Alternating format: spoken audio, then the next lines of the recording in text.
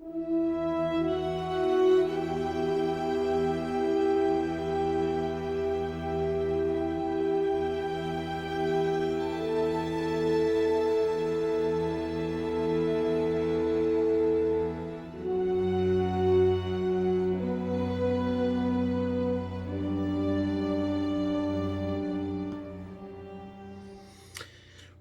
and Jiri at Lunga. Rai of Lalani. Lalani under two moons. Jiri of Umbaya. Umbaya of Crossroads. At Lunga. Lunga her skies grey. Star Trek, the official Starships collection. Soundwave SG1 on YouTube.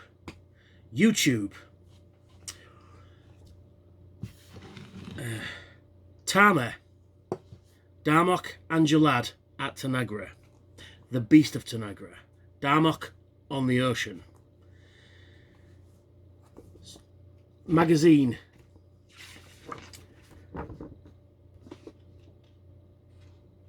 The Tamarians. The Children of Tama. Ship of Angels. Star Trek Next Generation of Future. Arrows. Shooting arrows. Robin Hood shoots arrows. Do you know what? I can't keep that up. This is the reason why this episode has taken so fucking long to produce. I've written a script and then I've tried doing it. Oh, it's fucking not easy, I tell you. So yeah, Star Trek Next Generation. Star Trek. It's me, Sam of SG1, obviously. Star Trek Official Star Trek Collection, issue number 166. The Tamarian vessel. Yeah.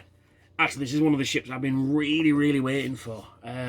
It's been taking ages to get through it. I've written a script, and then I stopped, and then I started again, deleted it, rewrote it, and I've just watched the episodes, see if I can do it. I can't keep it up.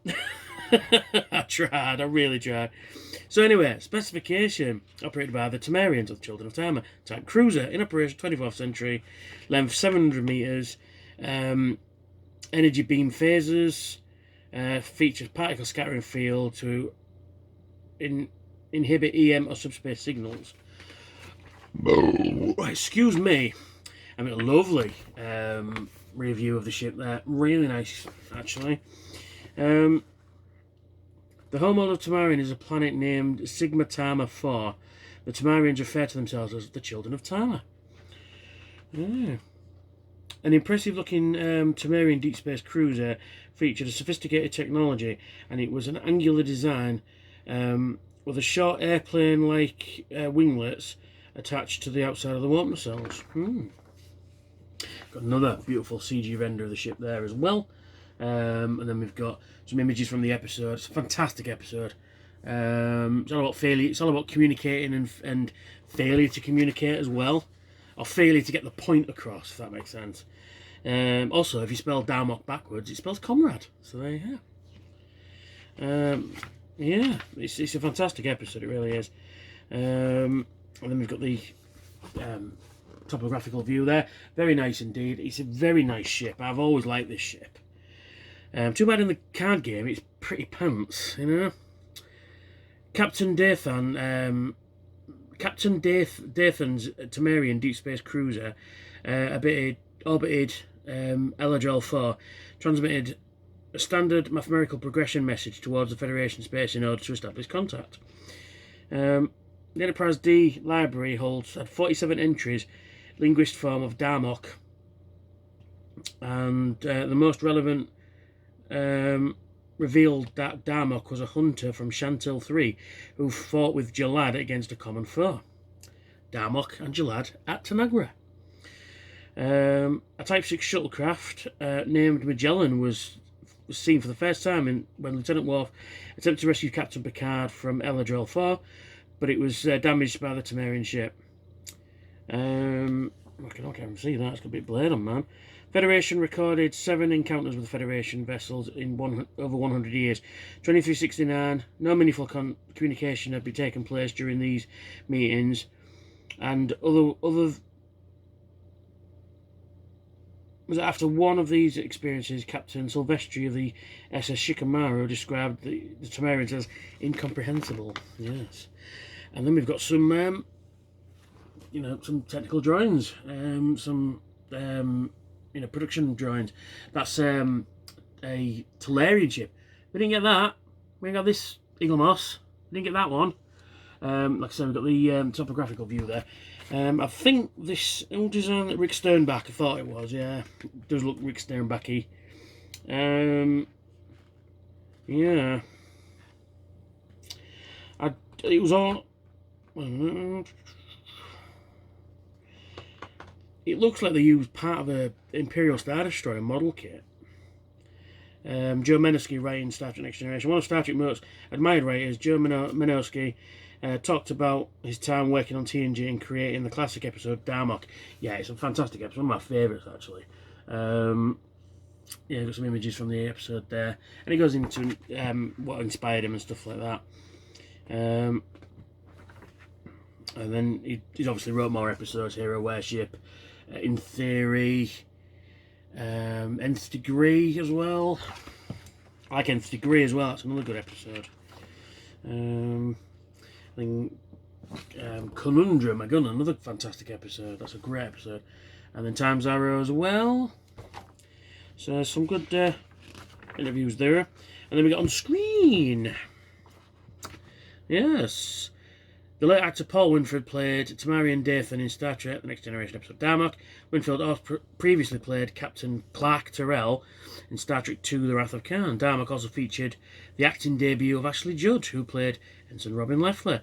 This role was quite brief in Darmok, but the character had a larger part in the episode of The Game when Wesley had a brief romance with Wesley Crusher. The episode Darmok introduced a new captain's uniform. It featured a grey undershirt with an open red jacket, and the shoulder area jacket was made from a leather-like material. The jacket featured in later episode, the shoulder had been suede-like material. Many of the phrases used by the Tamarians, translated, for example, Darmok on the ocean meant loneliness or isolation. Darmok and Jilad at Tonagra meant cooperation. Shaka, when the walls fell, meant failure. Yes, big failure, because I planned to do this whole episode like that. Shaka, when the walls fell. Timber his arms wide meant giving a gift. If you go on the TF wiki, if you go on the Memory Alpha, the Star Trek wiki, it gives you a list. I shall run through some of the most good ones. Picard and Dathan at Eladrel, successful contact between two alien cultures or to work towards a common goal. Rai and Jiri at Lunga, Rai of Lowry, Lowry under two moons, Jiri of Umbaya, Umbaya of Crossroads, at Lunga, Lunga her sky grey, greeting between two different cultures, races. The river Tamak in winter, be silent, quiet.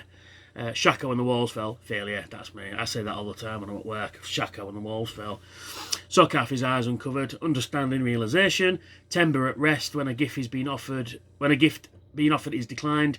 It can also be translated as a sign of peace or acceptance, signifying that all is well.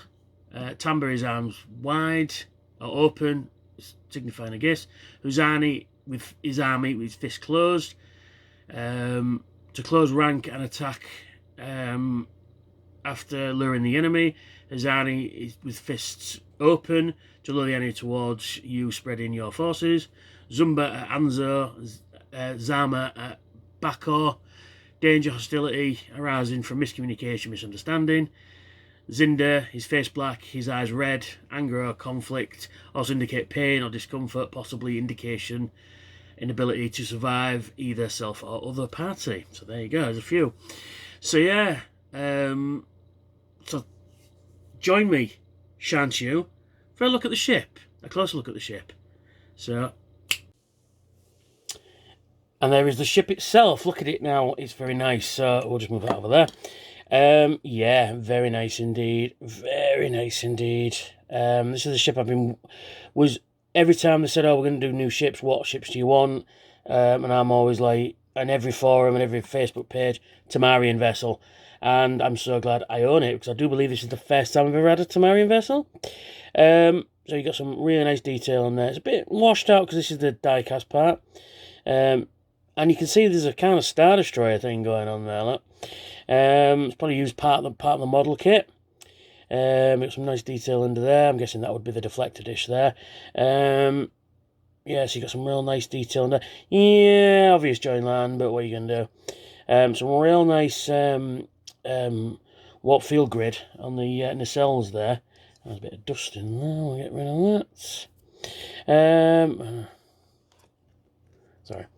Yes, I know, my desk needs a good clean. But yeah, excuse me, we got some real nice detail in the cells there. Some really nice paneling. Some moulded details in there.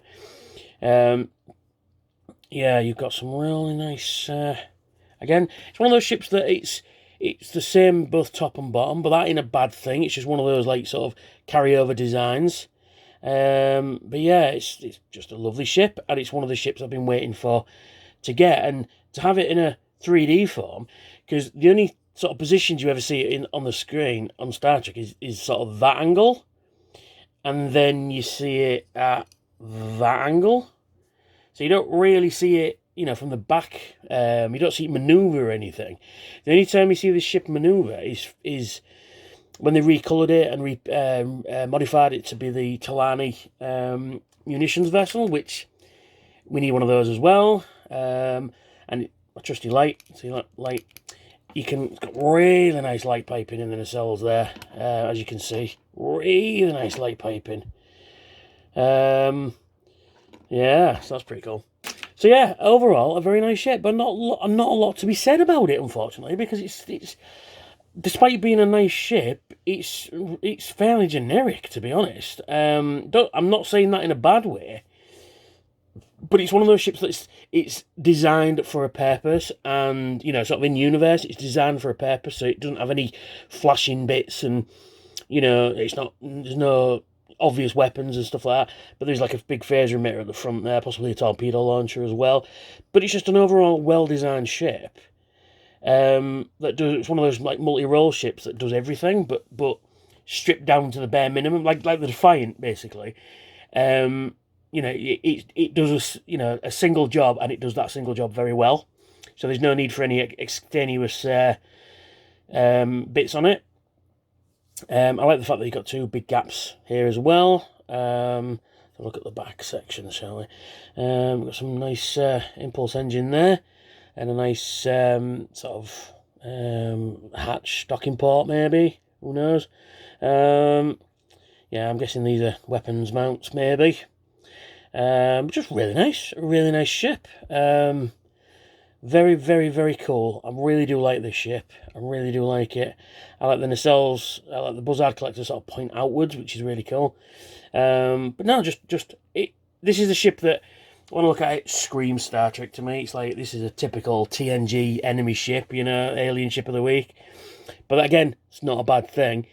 It's one of those designs, you know, that speaks out, and it's relatively flat. So again, the only thing as well is we never saw this ship like proper cut loose. It sort of fired on the Enterprise a couple of times, but we didn't see it manoeuvre. We didn't see it proper attack. We didn't see it do anything. But that ain't a bad thing, you know. It's just a shame that we didn't see it. But yeah, very nice indeed. I really do like it a lot. A really lot. Stand as usual. It says on the bottom. It says Karama Starship for some reason. No, that one must have mixed the. Where's the Karama ship? I must have dropped it and then put it on the wrong base.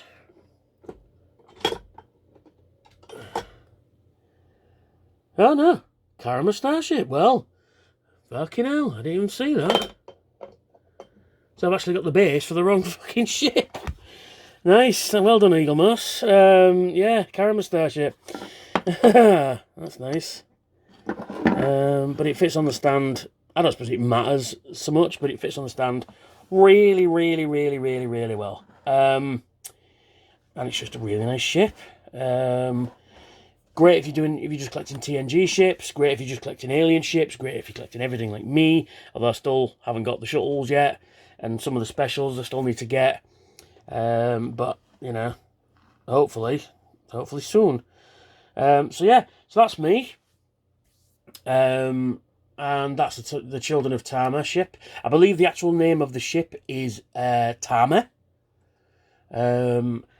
So yeah, so thanks for watching, and if you do like what I do and want my channel to succeed, why not consider subscribing there? And again, if you want to see me do bigger, better, wonderful things, why not consider donating to my Patreon, which will be up here, and then why not check out my other Star Trek reviews, which will be here somewhere down there. So yeah, that's it.